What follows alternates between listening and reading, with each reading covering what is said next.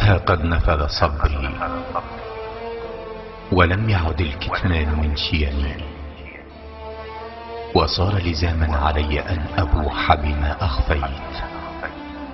سرا كان معي مذ كنت روحا تسبح في ملكوت خالقها، ولم يكن سري هذا سوى حبك. وكم عشقتك وأنت تلهين معي، طفلة كنت وكنت رجلا قبل الأوان، أبحرت داخل عينيك وما أزال،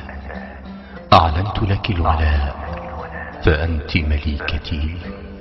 وركعت على أعتاب جمالك وسجدت لله، فاسمعيني وتذكري معي. ليتك تذكرين كنت أرقب ظلك حتى المغيب،